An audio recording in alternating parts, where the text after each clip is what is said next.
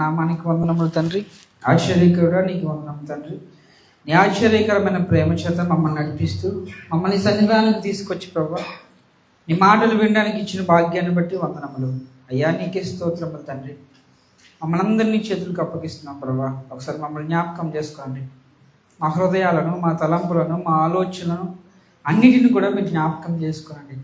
నీ యందు భయభక్తులు కలిగి తండ్రి, నీ యందు ప్రభా నీ మాటలు వినాలన్న ఆసక్తి మాకు దయచేయండి. నీ వైపు చూచుచుండగా ప్రభా అయ్యా, భయంకరుడు విని మా దేవ, ప్రేమ గల మా తండ్రి, భయము కలిగి మేము కూడా జీవించినట్లుగా తండ్రి, వాక్యం దగ్గరికి వస్తున్నట్టు మేమందరం కూడా తండ్రి వాక్యం వినాలన్న ఆసక్తిని బిడ్డలందరికీ దయచేయండి. భయముతోనూ, భక్తితోనూ, శ్రద్ధతోనూ ఈ రోజంతా తండ్రి నీ యొక్క సన్నిధిలో గడపడానికి వచ్చిన బిడ్డలు ప్రభా వాక్యాన్ని విని వెళ్ళడానికి సహాయం దయచేయండి. ఎటువంటి గలిబిలు లేకుండా అపవాది ఎక్కడ తండ్రి దాడి చేసి ఆలోచనలు తండ్రి తారుమారు చేయకుండా తండ్రి మీరే సహాయం తెచ్చి నలుపుడైనా జ్ఞాపకం చేసుకురండి.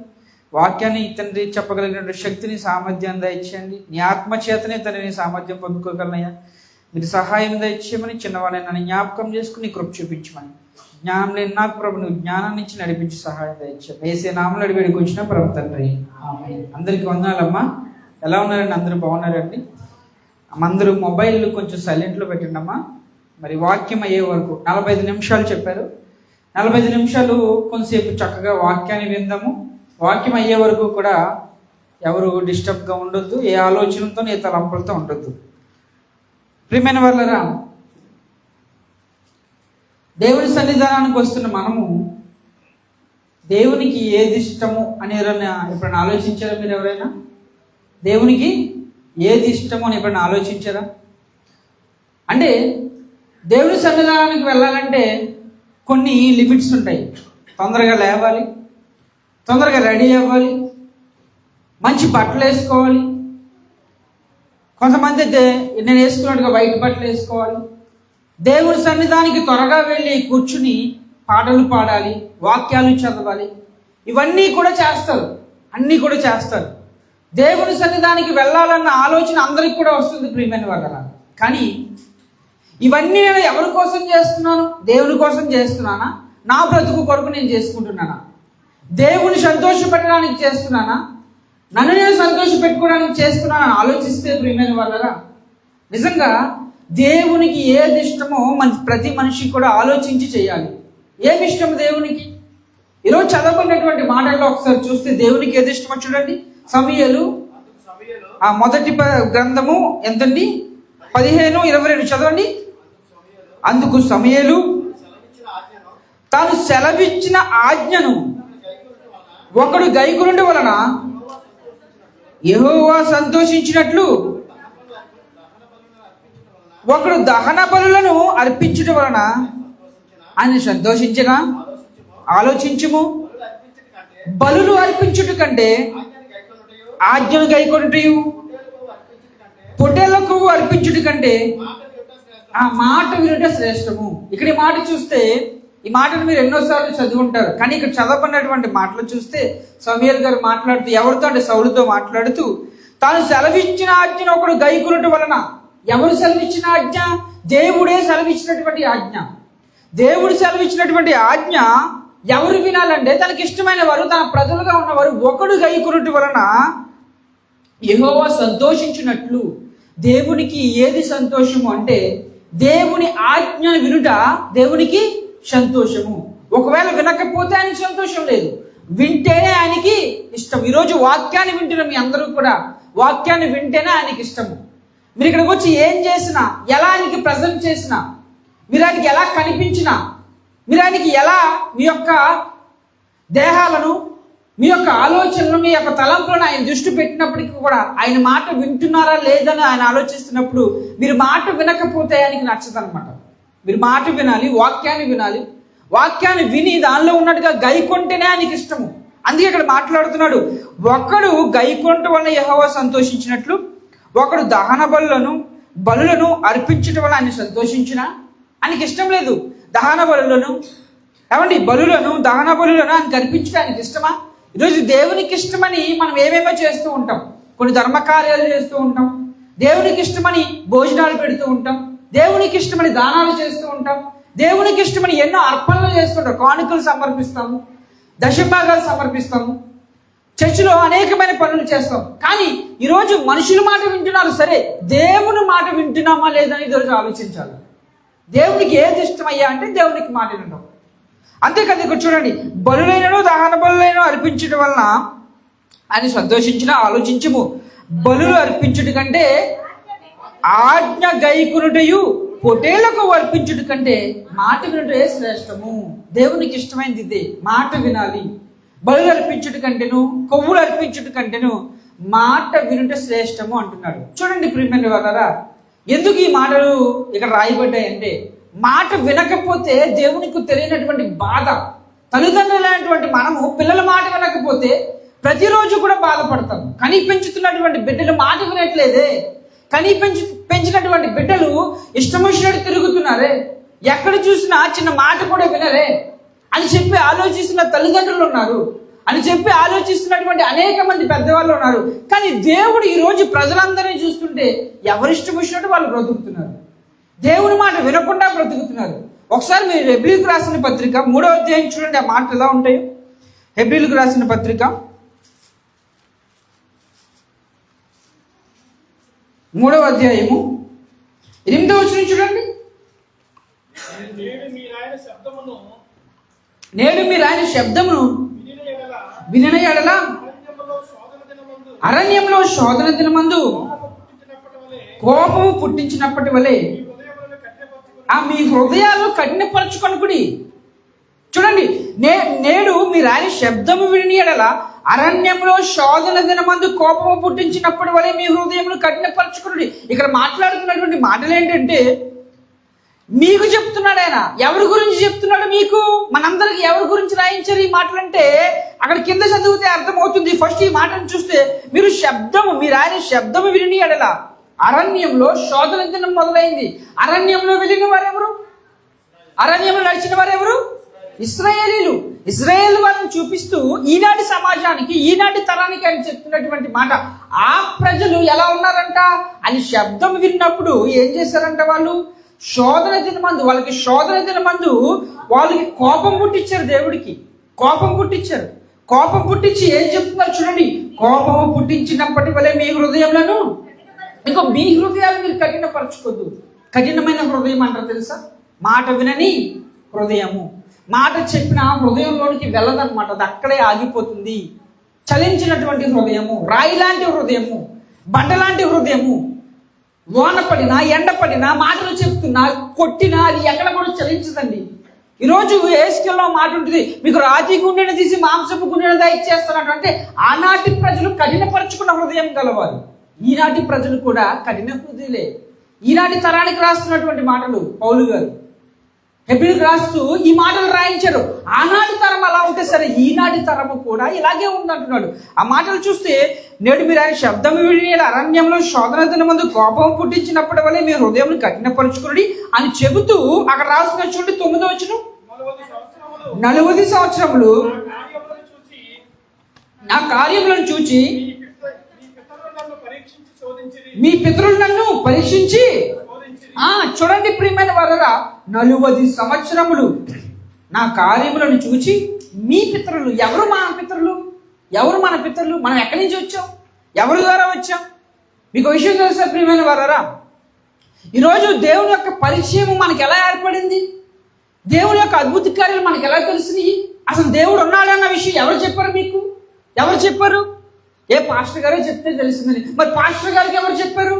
వాళ్ళకి ఇంకో పాస్టర్ గారు చెప్పారు. మరి ఈ పాస్టర్ గారికి ఎవరు చెప్పారు? ఇలా ఆలోచిస్తే దైవ సేవకులు చెప్తున్నటువంటి మరి ఈ దైవ సేవకులకు ఎవరు బయలుపరిచారంటే పరిశుద్ధాత్మ ఆనాటి పితరులకు బయలుపరిచినట్టుగా ఈనాటి ప్రజలకు కూడా బయలుపరుస్తూ ఆనాటి పితరులు చేసినటువంటి కార్యాలు ఈ గ్రంథాలు రాయించడం వలన ఈనాటి ప్రజలకు అర్థమవుతుంది. మరి ఆనాటి ప్రజలు ఏం చేశారో, ఎలా నశించిపోయారో, ఎలా నాశనం అయిపోయారో ఈనాటి తరానికి చెప్తూ మీరు అలా ఉండొద్దు అని చెప్తున్నారు.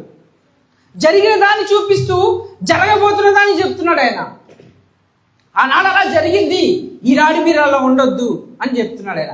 ఇంకా మీరు చూస్తే ప్రియమైన వారరా, 40 సంవత్సరంలో నా కార్యములను చూచి మీ పితరులను పరీక్షించి శోధించిరి. కావున నేను ఆ తరము వారి వల్ల విసికి. ఎలా విసిగించారు వాళ్ళు దేవుణ్ణి?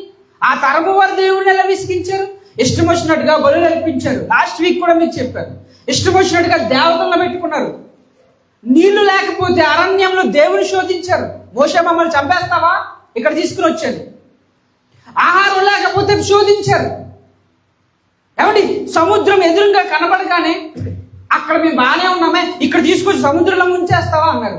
సముద్రం నెరలు విడిచి ఆ ఆరు నేల మీద తీసుకుని వెళ్ళిన నడిచిన తమ పాదాలు ఆ స్పర్శను కూడా మర్చిపోయారండి. ఆ వ్యక్తులు మర్చిపోయారు. దేవుణ్ణి మర్చిపోయి, దేవుని కార్యాలు మర్చిపోయి అరణ్యంలో దేవుని శోధిస్తూ బ్రతికినటువంటి ప్రజలు. ఎలా, ఎన్ని సంవత్సరాలు?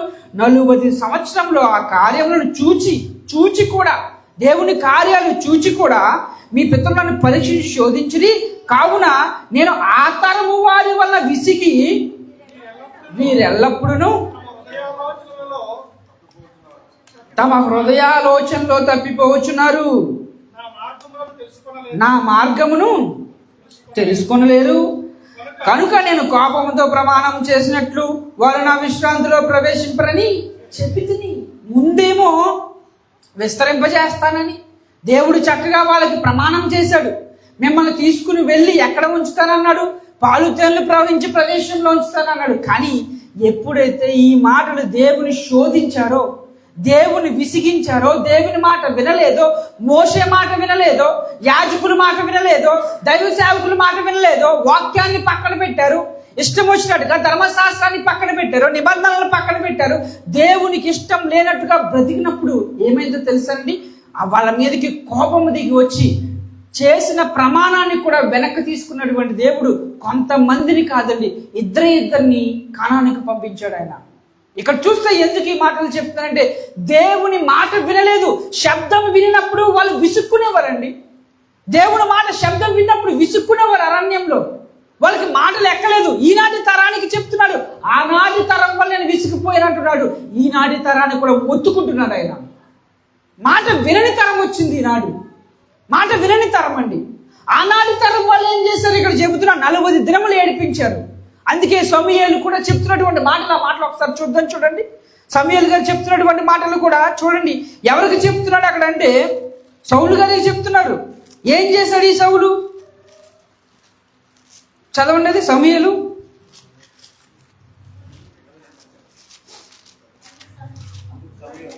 చదవండి. అందుకు సమూయేలు తను సెలవిచ్చిన ఆజ్ఞను ఒకడు గైకొనుట వల్ల యెహోవా సంతోషించినట్లు ఒకడు దహన బలులను అర్పించుట వలన ఆయనకు సంతోషించిన ఆలోచించుము. బలులు అర్పించుట కంటే ఆయన ఆజ్ఞను గైకొనుటయు పొట్టేళ్లను కొవ్వు అర్పించుట కంటే మాట వినుట శ్రేష్టమని ఎవరికి చెప్తున్నారంటే సౌలు గారికి చెప్తున్నారు. ఈయన ఏం చేశారంటే బలి అర్పించాడు అక్కడ. కానీ ప్రియమైన వాళ్ళరా, మాట విన్నటువంటి వారికి చెబుతున్నటువంటి ఈ మాటలు చూస్తే అసలు సౌలు గారికి ఎందుకు చెప్పాలి? అసలు ఈ సౌలు ఎవరు? ఈ సౌలుకి ఏ అర్హత ఉందని ఆయనకు చెప్తున్నాడు. సౌలుకి ఏ అర్హత కొని తెచ్చుకున్నాడని చెప్తున్నాడు. ఏమంటే సౌలు గారికి రాజు అయ్యేటువంటి అర్హత కొంచెం కూడా లేదు ప్రియమైన వాళ్ళరా, లేదు. సౌలు గారికి రాజు అయ్యేటువంటి అర్హత కొంచెం కూడా లేదు. కానీ ఆనాటి ప్రజలు దేవుని మాట వినక, దేవుడు రాజుగా ఉన్నప్పటికీ కూడా దేవుని పక్కన పెట్టి వాళ్ళు ఇంకొక రాజుని కోరుకున్నప్పుడు అప్పుడు సౌలు గారిని ఎన్నుకోవాల్సి వచ్చింది. ఒకసారి మీరు చూస్తే ప్రియమైన వాళ్ళరా, ఇక్కడ రాయబడినటువంటి మాటలు మీరు చూస్తే పైన చూడండి, పైన 17 వచనం చూడండి, పక్కన 15 వచనం 17. అందుకు సమూయేలు, నీ దృష్టికి నీవు అల్పుడుగా ఉన్నప్పుడు ఇశ్రాయేలు గోత్రములకు శిరస్సైతివి. యెహోవా నిన్ను ఇశ్రాయేలుల మీద రాజుగా అభిషేకించెను. మరియు యెహోవా నిన్ను సాగనంపి నీవు పోయి పాపాత్ములైన అమాలేకీయులను నిర్మూలం చేయుము.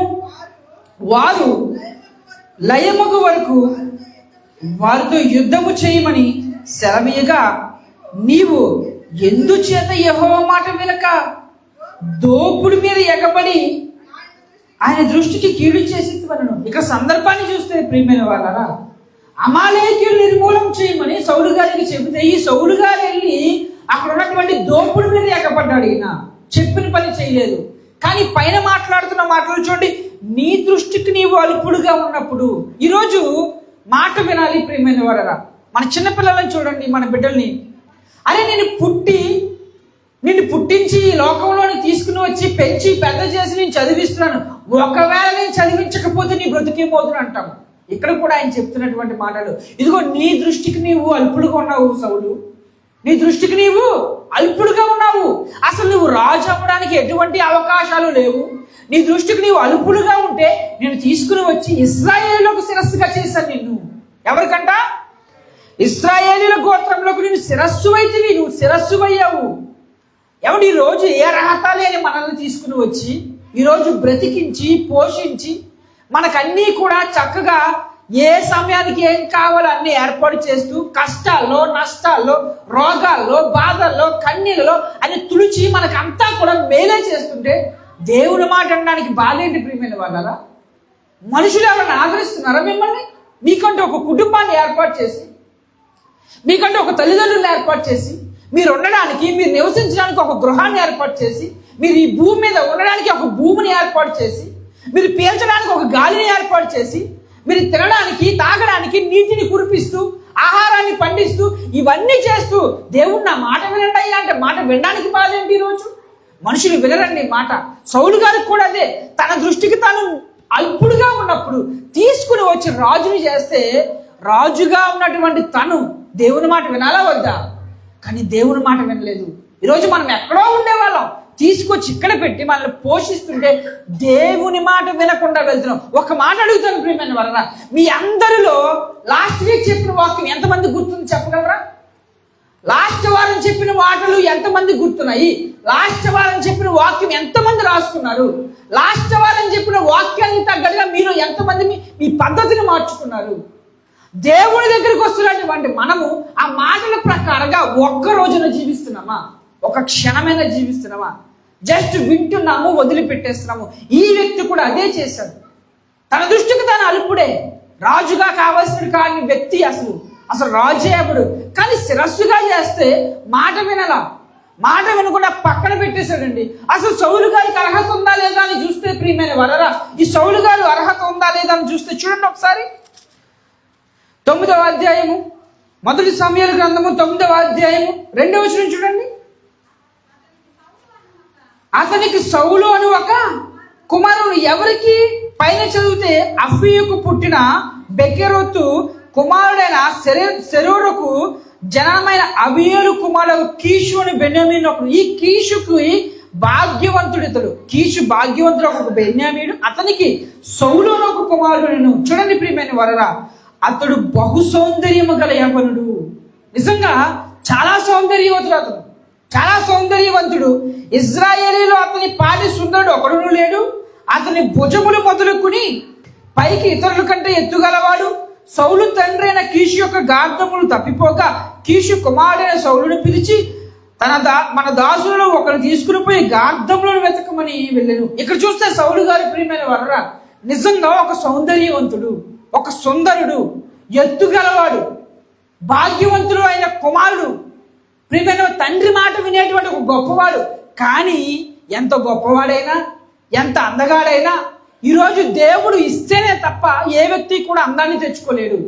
దేవుడు ఇస్తేనే తప్ప ఏ వ్యక్తి కూడా ఏ భాగ్యాన్ని తెచ్చుకోలేడు. ప్రియమైన వాళ్ళ ఒక మాట చెప్తాను ప్రియమైన వాళ్ళ, ఒకవేళ మిమ్మల్ని దేవుడు పిలిచి మీకు ఇష్టం వచ్చినట్టుగా మీ దేహాలు తయారు చేసుకోమంటే ఒక్కొక్కరు ఒక హైట్ సెలెక్ట్ చేసుకుంటారు, ఒక్కొక్కరు ఒక్కొక్క రూపాన్ని సెలెక్ట్ చేసుకుంటారు, ఒక్కొక్కరు ఒక్కొక్క ఇల్లుని సెలెక్ట్ చేసుకుంటారు.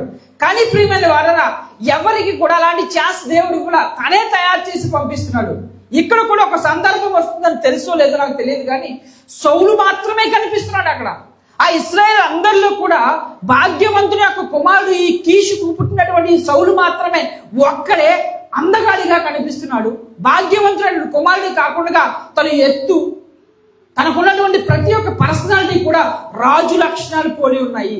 కానీ ప్రియమైన వాళ్ళరా అక్కడ దేవుడు రాయించిన మాట ఏంటి? సమూయేలు గారితో నీ దృష్టికి నీవు అల్పుడయ్యావు. కానీ ఇక్కడ రైట్ పర్సన్ ఇతను, ఇక్కడ రైట్ పర్సన్. ఎందుకంటే ఈ లక్షణాలన్నీ ఉన్నాయి, కానీ రాజు అవ్వడానికి అర్హత లేదు ఇతనికి. రాజు అవ్వడానికి అర్హత ఎవరికి ఉందంటే దావీదు గోత్రములకు మాత్రమే. కానీ ఇక్కడ దేవుడే వాళ్ళకి రాజుగా ఉంటే దేవుని మాట వినని ప్రజలు మనుషులు రాజుగా కావాలనుకున్నప్పుడు సౌలుని ఎన్నుకుని రాజుగా చేసి చక్కగా ఒక స్థితిలో నిలబడితే దేవుని మాట వినలేదు ప్రియమైన వాళ్ళరా. దేవుని మాట వినకపోతే ఏం జరిగిందంటే ప్రియమైన వాళ్ళరా, అందుకే అక్కడ మాట్లాడుతున్నటువంటి మాటలు, దేవుని మాట వినడం శ్రేష్టం కదా. నువ్వు బలులు అర్పించావు సరే, దేవుని మాట ఎందుకు వినలా? నీ దృష్టికి నీ వలుపుడవి నిన్ను రాజుగా చేశాడు దేవుడు. ఈరోజు మనందరినీ జ్ఞాపకం చేసుకొని ప్రియమైన వాళ్ళరా, నా దృష్టి గురించి నేను చెబితే నాకే జ్ఞానం లేదు, ఒక పనికిరాని వంటి వాడిని నేను. నన్ను ఇక్కడ నించోబెట్టి మాట్లాడుతుంటే మీరు వింటున్నారంటే అది దేవుడు నాకు ఇచ్చినటువంటి భాగ్యమే తప్ప నాకేమీ లేదు ప్రియమైన వాళ్ళరా. ఈరోజు మాటలు వింటున్న మీ అందరూ కూడా లోకంలో కలిసిపోకుండా ఇక్కడికి వచ్చి దేవుని మాటలు వింటున్నారంటే అది మీకు ఇచ్చినటువంటి భాగ్యము. అంతేకాకుండా ప్రియమైన వాళ్ళరా, ఎంతో మంది ఉగ్రతలో చచ్చిపోతుంటే, ఎంతో మంది బాధల్లో కష్టాల్లో ఈరోజు హాస్పిటల్లో ఉంటుంటే మనందరినీ క్షేమంగా తీసుకొచ్చి ఇక్కడ పెడుతున్నాడు అంటే ఆయన మాటలు వినడానికి. ఏమంటే ప్రపంచంలో ఎంతమంది ఉన్నారండి జనాభా? మీరు చూస్తే ఎంతమంది ఉన్నారే, అందరూ ఇక్కడికి రావచ్చు కదా, కానీ ఎవరు రారు. తను ఎన్నుకున్నటువంటి ప్రజలు ఎక్కడ ఏ వాక్యం వినాలో నిర్ణయించి పంపిస్తుంటే వాక్యము వినకుండా ఆలోచనలన్నీ ఎక్కడో పెడుతున్నప్పుడు దేవుడు మీ హృదయాలను చూస్తుంటే ఆయన అంటున్నాడు, మీరు ఎన్ని చేసినా ఎలా అలంకరించుకుని వచ్చినా దేవుడు మాట వినకపోతే నాకు సంతోషమా అంటున్నాడు. ఈ సౌలు గారు కూడా అదే చేస్తే నాకు సంతోషమా అంటున్నాడు. దేవుడి మాట వినకపోతే ఊరుకోడండి, దేవుడు ఊరుకోడు. దేవుడి మాట వినాలి ప్రియమైన వాళ్ళరా. ఈ సౌలు గారి మాట వినకపోతే వెంటనే తీసేసి దావీదు గారిని రాజుగా అభిషేకించారు. అక్కడ దావీదు గారు రాజు అయిన తర్వాత తన కుమారుడికి అనేకమైన మాటలు నేర్పిస్తూ ఈ యొక్క దావీదు గారు చక్కగా ఒక స్థితికి వచ్చిన తర్వాత ప్రియమైన వాళ్ళరా, సౌలు గారికి అనేకమైన మాటలు నేర్పిస్తున్నారు. అనేకమైన మాటలు నేర్పిస్తున్నప్పటికీ కూడా ఎవరికి? సొలొమోను గారికి. దావీదు గారు సొలొమోను గారికి మాటలు నేర్పిస్తే ఈ సొలొమోను గారు రాజు అయ్యారు. ఇంకా మీకు ఒక విషయం చెప్పాలంటే, సౌలు రాజుగా ఉన్నాడు. సౌలు తర్వాత ఇశ్రాయేలు గోత్రంలకి దావీదు రాజుగా అయ్యాడు. ఈ దావీదు రాజుగా అయిన తర్వాత ఈ దావీదు తర్వాత సొలొమోను రాజుగా మారాడు తన కుమారుడు. అయితే ఎవరికి వాగ్దానం ఇచ్చాడంటే దావీదు గారికి వాగ్దానం ఇచ్చాడు, నీ తరములో ఒకరిని నేను రాజుగా ఉంచక మానను అని చెప్పి సొలొమోను గారికి రాజ్య భాగ్యం ఇస్తే చక్కగా సొలొమోను గారు రాజు అయిన తర్వాత మందిరాన్ని కట్టించిన తర్వాత ఆయన దేవునికి మాటల విజ్ఞాపన చేస్తుండే ఆ మందిరంలో నుంచి అక్కడ చెప్పబడిన మాటలు చూడండి ఒకసారి.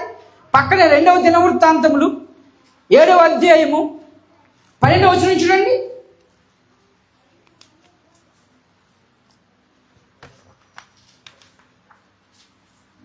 రెండవ దినవృత్తాంతముల గ్రంథం 7వ అధ్యాయము.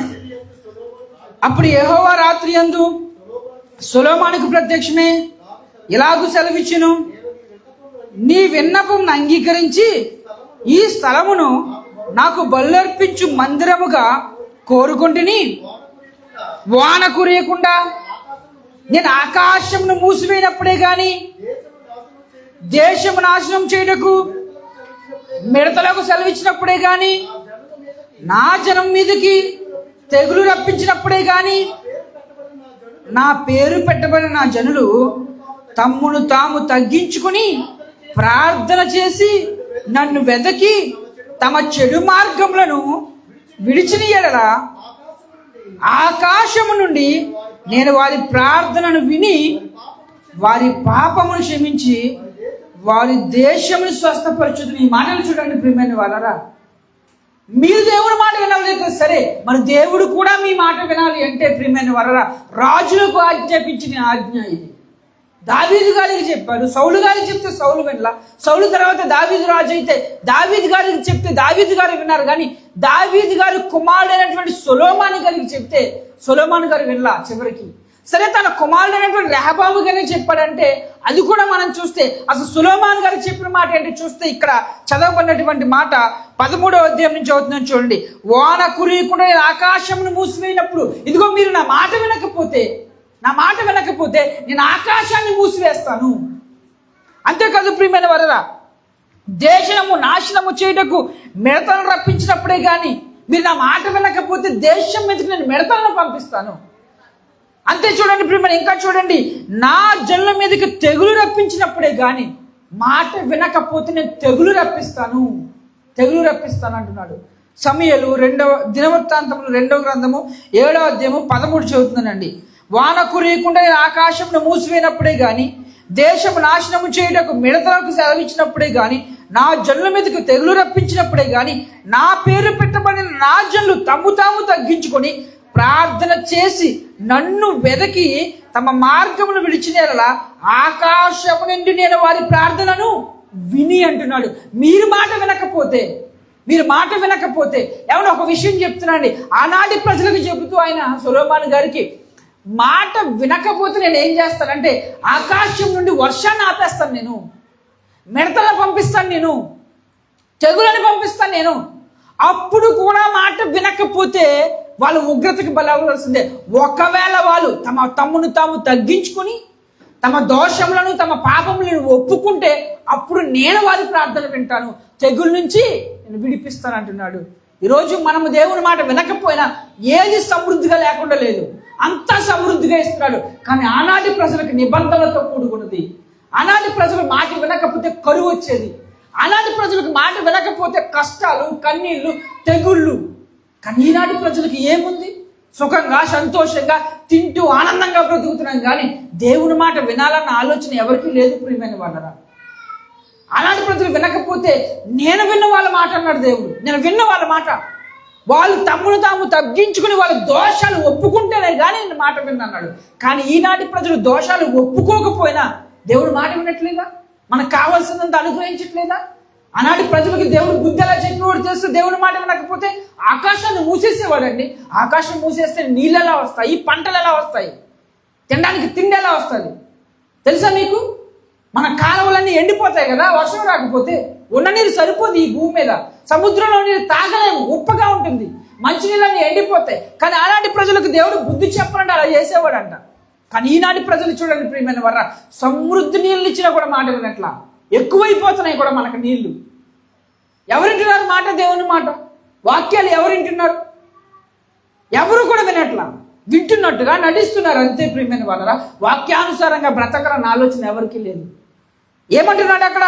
ఇదిగో నా పేరు పెట్టిన వారి నా తాము తగ్గించుకొని ప్రార్థన చేసి నన్ను వెతికి తమ చెడు మార్గములు విడిచినేలా ఆకాశం నేను వారి ప్రార్థనను విని వారి పాపములను క్షమించి వారి దేశమును స్వస్థపరుచుదును అంటున్నాడు. ఒకవేళ మాట వినకపోతే స్వస్థపరచుడు ఆయన. మాట వింటేనే స్వస్థపరుస్తాడు. మీకు ఇంకొక సందర్భాన్ని చూపిస్తాను. సొలొమోను గారి కొడుకు కూడా రాజు అయ్యాడు. ఎందుకంటే దావీదు గారికి ఇచ్చినటువంటి వాగ్దానమును బట్టి సొలొమోను గారు కొడుకున్నటువంటి రెహబాము కూడా రాజు అయ్యాడు. ఇతను కూడా ఏం చేశాడు ఒకసారి చూడండి ప్రియమైన వాళ్ళరా. దినవృత్తాంతములు 2వ గ్రంథము 12వ వచనం చూడండి. 12వ అధ్యాయము 1వ వచనం చూడండి. 12వ అధ్యాయం 1వ వచనము. రెహబాము రాజ్యము స్థిరపడి తాను బలపడబడిన తర్వాత అతడు ఇశ్రాయేలీయులందరూ యెహోవా ధర్మశాస్త్రము విసర్జించేశారు. వీళ్ళు ఏమండి? మొదటేమో సౌలు తర్వాత దావీదు గారు మాట విన్నారు. దావీదు గారు మాట వినడం బట్టి దావీదు గారిని బట్టి తన కొడుకు సొలొమోను రాజు అయ్యాడు. సొలొమోను గారు మాట విన్నారని అక్కడ మాట తప్పాడు. కానీ దావీదు గారికి ఇచ్చిన వాగ్దానాన్ని బట్టి సొలొమోను గారు కొడుకునేవాడు రెహబాము రాజు అయితే, ఈ రెహబాము అనే రాజు అయిన తర్వాత అర్హత లేదు. కానీ వాగ్దానాన్ని బట్టి మాత్రమే రాజు చేశాడు దేవుడు. రాజుగా అయిన తర్వాత మాట విన్నాడు అంటే అసలు మాట వినలా. ఏం చేశాడంట? అప్పటి వరకు బాగానే ఉన్నాడు. ఎప్పుడైతే రెహబాము బలపడ్డాడో, బలపడిన తర్వాత ఈరోజు మనుషులందరూ ఇంతేనండి. బలం లేనప్పుడేమో దేవా బలమీ అంటాము, బలం వచ్చిన తర్వాత ఏమో నువ్వెవరు అంటావు. అంతేనా? బలము లేనప్పుడేమో దేవా మాకు బలం కావాలి, సమృద్ధి కావాలి, మాకేమో లోటులో ఉన్నాము, మాకు భాగ్యాలు లేవు, మాకు బలం లేదని అడుగుతావు. అంతా ఇచ్చిన తర్వాత ఏం చేస్తారు? ఏమన్నా దేవుని విడిచిపెట్టి, ఇప్పుడు బలం ఎక్కువైంది కదా, దేవుని విడిచిపెట్టే స్థితిలో ఉంటారు. మనుషుల యొక్క మనస్తత్వాలు ఎలా ఉంటాయంటే దేవుని మాట వినరు. ఈరోజు ఎందుకు ఈ మాటలు చెప్తున్నానంటే మీరందరూ కూడా ప్రతి వారం వాక్యం వినాలి. మొన్న వారం ప్రవర్తన గురించి చెప్పండి వచ్చినప్పుడు, ఈరోజు వాక్యం వినాలి. నేను ఎప్పుడో నెలకు ఒకసారి వచ్చి వెళ్ళిపోతా. ఇక్కడ ఉన్నటువంటి వాళ్ళ దైవ సేవకుడు ఎన్నో వాక్యాలు మీకు చెప్తున్నారు. ఏ రోజున ఒక వాక్యాన్ని బట్టి మీ ప్రవర్తన మార్చుకోవాలి, మీ యొక్క ఆత్మీయ స్థితిని డెవలప్ చేసుకోవాలి, మీ యొక్క ఆత్మీయ స్థితి రోజు రోజుకి ముందుకు రావాలి.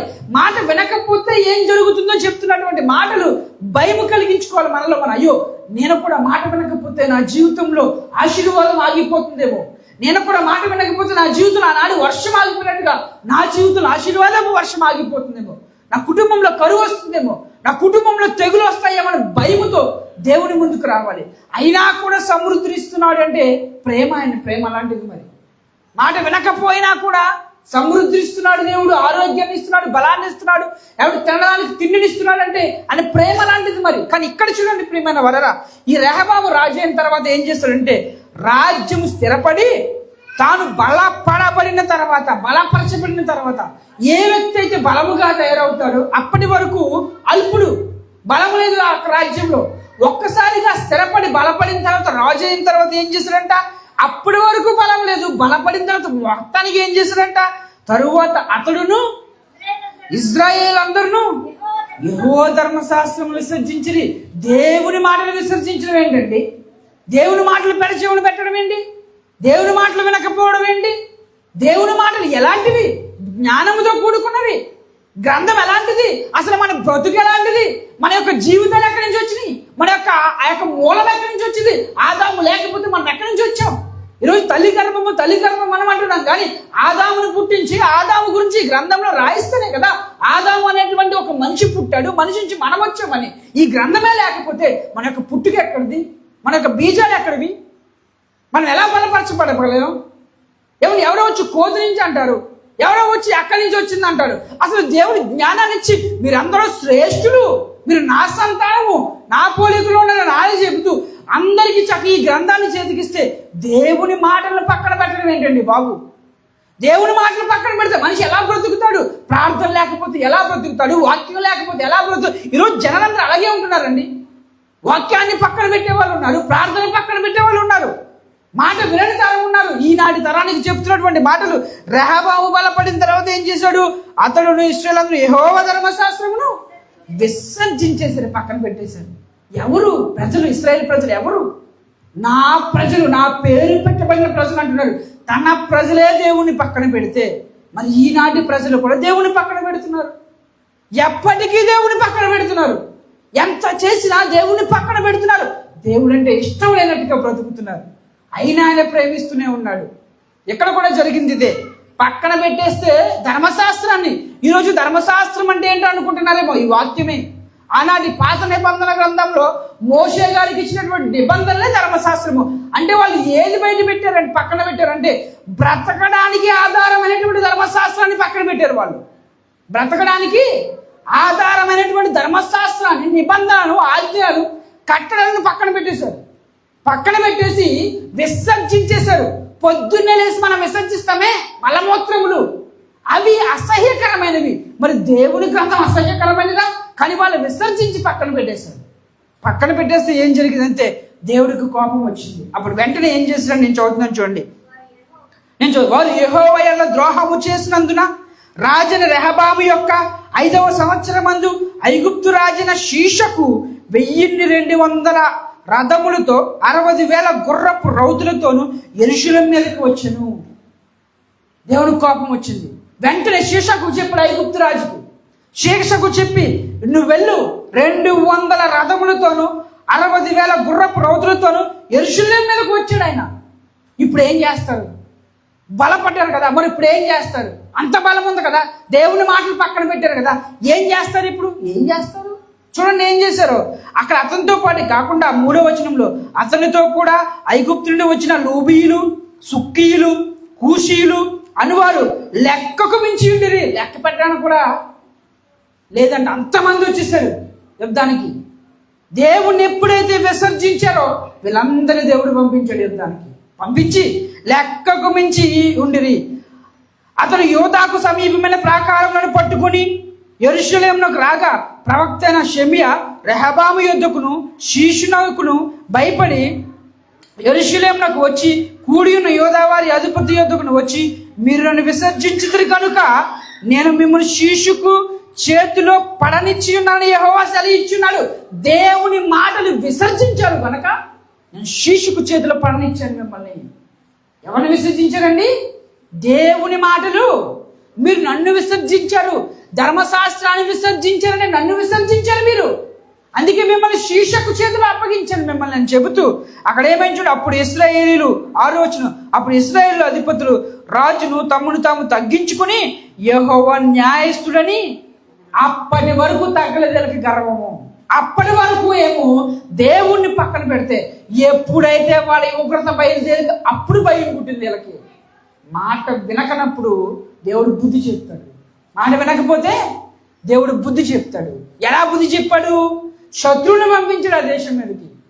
పంపించి మాట వినమని చెప్తే అప్పుడు ఏం చేశారంటే వాళ్ళు ఆ రోజులో ఇజ్రాయేల్ అధిపతులను, రాజును అందరూ కూడా తమ్మును తాము తగ్గించుకున్నారు. ముందేమో హెచ్చించుకున్నారు, ఇప్పుడేమో తగ్గించుకున్నారు. అసలు తగ్గున్నప్పుడు తగ్గుతూనే ఉండొచ్చు కదా, మరలా ఎందుకు హెచ్చించుకున్నారు అంటే ఎప్పుడైతే కొంచెం ఆశీర్వాదం వచ్చి బలపడ్డారో దేవుడు అక్కర్లేదు వాళ్ళకి. ఎప్పుడైతే తగ్గున్నారో అప్పుడు దేవుడు కావాలి.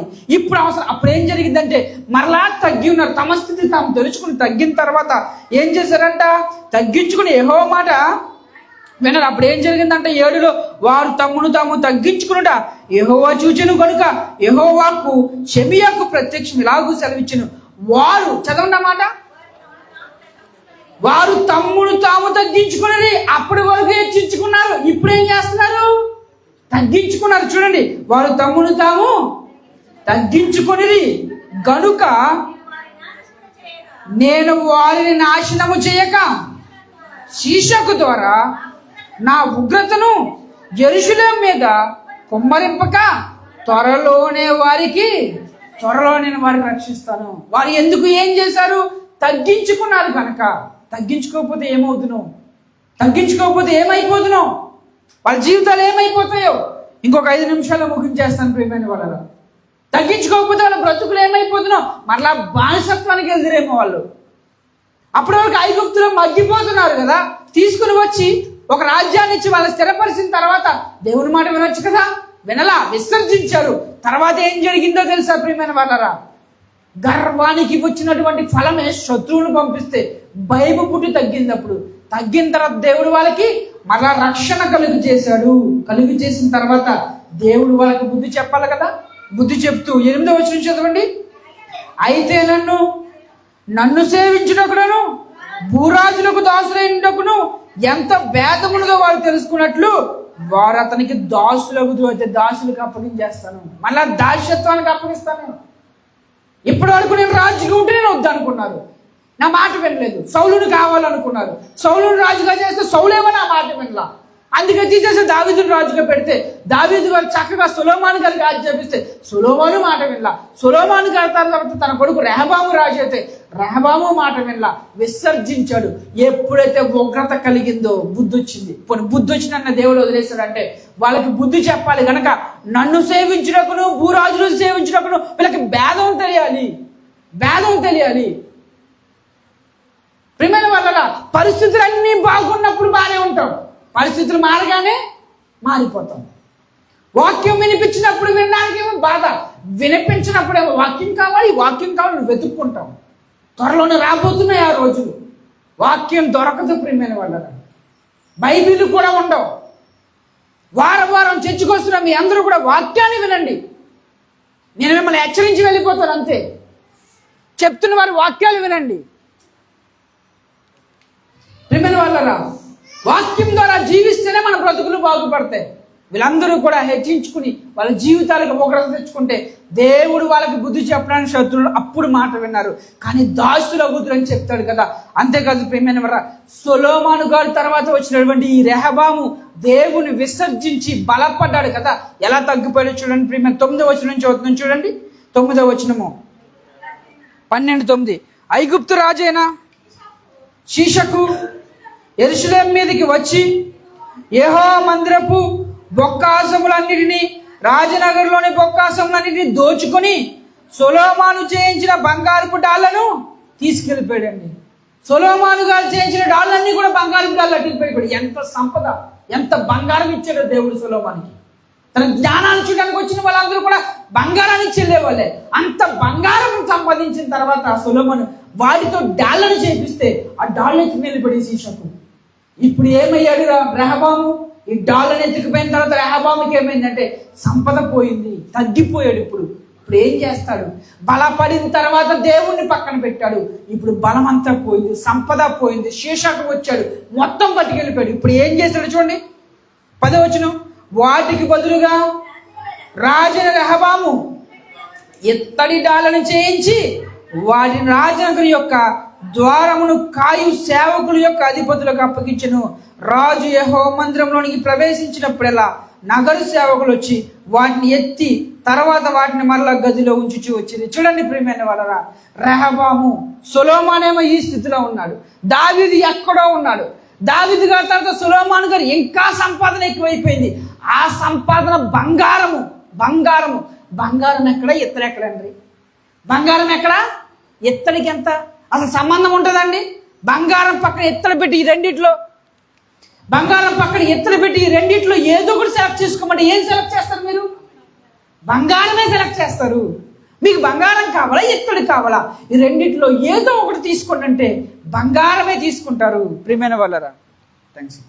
మీకు బంగారం కావాలా, ఎత్తుడు కావాలంటే బంగారమే తీసుకుంటారు. కానీ ఇక్కడ చూడండి, బంగారము పోయింది, ఎత్తడికి తగ్గిపోయాడు. ఇప్పుడు ఎత్తడి డాళ్ళు చేయించాడండి.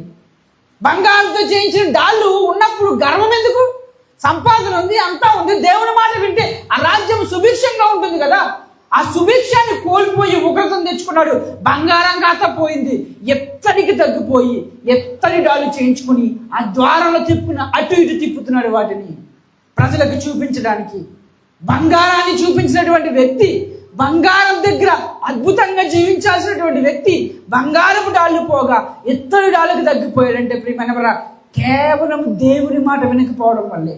ఇంకా మాటలు చూడండి, ముగించేస్తున్నాను నేను. 12వ వచనం, 12 అతడు తన్ను తాను తగ్గించుకొందునా, యెహోవా అతనికి బొత్తుగా నిర్మూలన చేయక, యోధా వారు కొంతమంది మట్టుకు మంచితనం అనుసరించుట చూచి తన కోపం అతని మీద నుండి త్రిప్పుకొనెను. చూడండి ప్రియమైన వారు, ఇక్కడ చూస్తే అతడు తన్ను తాను తగ్గించుకున్నందున యెహోవా అతని పూర్తిగా నిర్మూలన చేయక కొంత మట్టుకు మాత్రమే నష్టాన్ని కలిగించాడు. దేవుడు బుద్ధి రావాలి కనుక బొత్తిగా నిర్మూలన చేయక, యోధా వారు కొంత మట్టుకు, వాళ్ళు కూడా పూర్తిగా కనపరచలేదు మంచితనాన్ని, కొంత మట్టుకు మాత్రమే మంచితనం అనుసరించి చూచి తన కోసము అతని మీద నుండి, తన కోపము చూసి తన కోపం అతని మీద నుండి దేవుడు తన కోపాన్ని తిప్పుకున్నాడు. ఇప్పుడు మీకు 2 వచనాలు చూపిస్తానండి. 12లో మొదటి వచనం చదవండి, 12వ అధ్యాయం మొదటి వచనం చదవండి. రెహబాము రాజ్యము స్థిరపడి తాను బలపడబడిన తర్వాత అతడును ఇశ్రాయేలును యెహోవా ధర్మశాస్త్రమును, ఈ మాట చూడండి, మళ్ళీ చదువుతున్నా. రెహబాము రాజ్యము స్థిరపడి తాను బలపడబడిన తర్వాత అతడును ఇశ్రాయేలు అందరూ యెహోవా ధర్మశాస్త్రమును విసర్జించేశారు. ఈ మాట చదవండి, లాస్ట్ లో చెప్పబడిన మాట 12లో చదవండి. 12 అతడు తన్ను తాను తగ్గించుకుని యెహోవా అతని బొత్తిగా నిర్మూలన చేయక, యోధా వారు కొంత మట్టుకు మంచితనం అనుసరించుట చూచి తన కోసము తన కోపము అతని మీద నుండి, ఏమంటే ఇక్కడేమో ధర్మశాస్త్రాన్ని విసర్జించాడు, ఎక్కడేమో తగ్గించుకున్నాడు. మధ్యలో జరిగిన నష్టం ఎంతో తెలుసా అండి? మధ్యలో జరిగిన నష్టం ఎంతో తెలుసా? బంగారపు డాళ్ళు పోయినాయి, దాసులుగా మారారు. అంతేకాకుండా శిష్యకు అనేక మందిని తీసుకుని వచ్చినప్పుడు తన బలం ఏంటో తనకి తెలిసి తన హృదయంలో ఏమనుకున్నాడో తెలుసా? గర్వించుకున్నాను కనుక నేను తగ్గించబడ్డాను, దేవుని మాటను విడిచిపెట్టాను కనుక, దేవుని మాటను వినలేదు కనుక, ధర్మశాస్త్రాన్ని నేను వినలేదు కనుకనే ఎంతో ఉగ్రత తెచ్చుకున్నాను అంటున్నాడు. అందుకే ప్రియమైన వాళ్ళ సమూయేలు గారు చెప్తూ, దేవునికి ఏది ఇష్టము అంటే దేవుని మాట వినడమే ఇష్టము, దేవుని వాక్యాన్ని వినడమే ఇష్టము. దేవుని వాక్యాన్ని వినకుండా ఇష్టం వచ్చినట్టు బ్రతుకుతానంటే ఈరోజు సుభిక్షంగా ఉన్న మన జీవితంలో కష్టాలు వచ్చిన రోజున అప్పుడు తగ్గించుకోవాలి, చచ్చినట్టు తగ్గించుకుంటాం మనం. ఇప్పుడు తగ్గకపోతే అప్పుడు ఖచ్చితంగా తగ్గించబడతాము. ఆనాడు మొర పెడితే దేవుడు వినకుండా ఉంటాడండి? వింటాడు ప్రియమైన వాళ్ళరా, వింటాడు, కంపల్సరీ వింటాడు. ఒకసారి చూడండి, మళ్ళీ అది కూడా చెప్తాను. హెబ్రీయులకు రాసిన పత్రికలోనే ఉంటుంది, ఆ మాట చెప్పి ముగిస్తాను. చూడండి,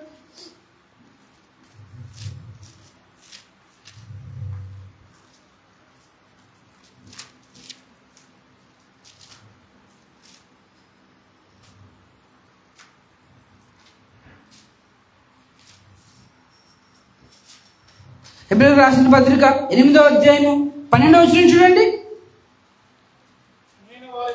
నేను వారి దోషము విషయమై దయ కలిగి వారి పాపములను ఇక్కడ ఎన్నటికీ జ్ఞాపకము చేసుకున్నని ప్రభు సెలవిస్తున్నాడు, ఎప్పుడైతే మనం తగ్గించుకుని దేవుని మాట వింటామో దేవుడు మనల్ని జ్ఞాపకం చేసుకుంటాడు, కానీ మన పాపాలను జ్ఞాపకం చేసుకోడు.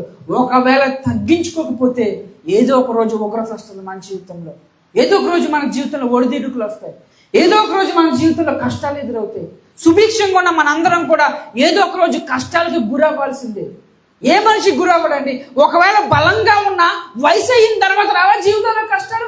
ఒకవేళ బలంగా ఉన్నా ఏదో ఒక ప్రకృతి వైపరీత్యాల ద్వారా మన జీవితంలో కష్టాలు రావా? ఏమన్నా అంతా బాగుంది, యుద్ధం మొదలైంది, రేట్లు పెరిగిపోయినాయి, ఇవన్నీ ఎలా ఉగ్రతలు వస్తున్నాయి? అనేక ఉగ్రతలు రాబోతున్నాయి. ఎవరు మనిషికి ఆదరణ ఇచ్చేది? ఎవరు మనిషికి జీవితాన్ని కొనసాగించేదంటే దేవుడే మనకు అన్ని ఇచ్చి పోషిస్తున్నాడు. దేవుడి మాట వినాలి, వాక్యాన్ని వినాలి. వినకపోతే ఎటువంటి పరిణామాలు మన పితరులకు జరిగినవో చూపించాను ప్రియమైన వారా. ఈనాడు దేవుని మాట వినకపోతే కష్టాలు తెచ్చుకుంటాం. కాబట్టి ప్రియమైన వారా, వాక్యాన్ని వినండి, ప్రతి వారం వినండి వాక్యాన్ని విని జీవితాన్ని మార్చుకునండి. వాక్యాన్ని విని బ్రతుకులు మార్చుకుని ఎక్కడో దిక్కున మనం తగ్గాలి దేవుని దగ్గర. మనకు అన్నీ ఉన్నాయి, సౌలు గారికి ఉన్నట్టుగా అన్నీ ఉన్నాయి, కానీ అన్నీ ఇచ్చింది కూడా దేవుడే. అసలు మనం పుట్టించకపోతే ఈ బ్రతికి ఎక్కడిది? కాబట్టి వాక్యాన్ని విందాం, ధర్మశాస్త్రాన్ని రోజు చదువుదాం. చెప్పబడుతున్న వాక్యాలు ప్రతి వారము కూడా వింటూ రాసుకుంటూ ఈ వారం విన్న వాక్యాన్ని రేపు అవలంబిస్తూ మళ్ళీ వచ్చే వారం ఏం చెప్తారని సంతోషంగా ఇక్కడికి వస్తూ వాక్యం ద్వారా జీవితాన్ని బాగు చేసుకుందాం, కుటుంబాలను బాగు చేసుకుందాం. ప్రేమైన వల్ల మన బ్రతుకులు బాగుంటేనే దేవునికి ఇష్టం. దేవుని మాట వింటేనే దేవునికి సంతోషము. దేవునికి సంతోషము కలుగులాగన మనం సంతోషంగా ఉండాలని కోరుకుంటూ ఈ మాటలు ముగిస్తున్నాను. చిన్న ప్రార్థన చేసుకుందాం. మహోన్నతుడైన మా దేవ, పరిశుద్ధుడైన తండ్రి, నీ ఘనమైన శ్రేష్టమైన నామానికి వందనములు. ఒకసారి మమ్మల్ని జ్ఞాపకం చేసుకున్నాను దేవా. నీ కృప చూపు నడిపించండి, నీ కృపతో బలపరచండి తండ్రి. నీ బిడ్డలైన వారిని జ్ఞాపకం చేసుకోండి, వాక్యాన్ని వినేలాగా మీరు కృప చూపించండి. ప్రతి ఒక్కరు కూడా తండ్రి ఎటువంటి ఆలోచన లేకుండా ప్రతి వారము కూడా వాక్యాన్ని వినడానికి మాత్రమే ఇక్కడికి వచ్చి బ్రతుకులు మార్చుకోవడానికి కృప చూపించండి. ఈ సంఘాన్ని దీవించండి, ఆశీర్వదించండి తండ్రి. మా పితరుల్లాగా మిమ్మల్ని విసిగించకుండా, మా పితరులకు వచ్చినటువంటి ఉగ్రతల ప్రభావ మా మీదకి రాకుండా ప్రభావ తండ్రి నీ కృప మా మీద చూపించండి, నీ ప్రేమను దయచేయండి. నీ సేవకులందరినీ కూడా మీరు దీవించి ఆశీర్వదించండి. ఈ సంఘాన్ని ఇంకా బలపరచండి. విజయం గారి కష్టాన్ని మీరు జ్ఞాపకం చేసుకుని అయా ఆవిడ కష్టపడుతున్నటువంటి ఈ కష్టానికి ఆ పరలోకంలో మంచి ప్రతిఫలాన్ని దయచేయండి. కొన్ని ఆత్మను రక్షించాలన్నటువంటి ఆ తపన మీరు చూసి ప్రభా మీరు ఇంకా బలపరిచి అన్ని విషయాల్లో కూడా నీ తోడు, నీ సహాయం దయచేయండి. కూడి వచ్చిన బిడ్డలందరినీ కూడా మీరు దీవించి ఆశీర్వదించండి. ఎవరిని కూడా విడిచిపెట్టగా నీ ప్రేమను దయచేయండి, ఆదరణ దయచేయండి, శక్తిని బలమును దయచేయండి, నీ కృపను దయచేయండి. కుటుంబంలో ప్రతి కష్టాలు నష్టాలను తీసివేసి నీ కొరకు ప్రతి భాగ్యాన్ని దయచేయమని తండ్రి వేడుకుంటూ ఈ సంఘాన్ని ఇంకా బలపరిచి అనేక ఆత్మలు రక్షించబడడానికి సహాయం దయచేసి కృప చూపించి అల్పునే నాతో మాట్లాడిన మాటలను బట్టి వందనాలు తెలియజేస్తూ ఈ మాటలు నీ బిడ్డల్లో ఫలించడానికి, అభివృద్ధి చెందడానికి అయ్యా తండ్రి వాళ్ళ యొక్క జీవితంలో మార్పు రావడానికి కృప చూపించి మేమందరం కూడా తగ్గించుకుని ప్రభు నీ యందు బ్రతకడానికి నా ప్రార్థన ఆలకించమని, మహిమ ఘనత కీర్తి ప్రభావాలు మీరు పొందుకోమని యేసు పరిశుద్ధమైన నామములో అడిగి వేడుకొంచిన పరమ తండ్రి, ఆమేన్ ఆమేన్. ఈ అవకాశం ఇచ్చిన మీ అందరికీ, ఇక్కడ ఉన్నటువంటి సేవకులకి మీ అందరికీ కూడా వందనాలు. Thank you. Praise lord.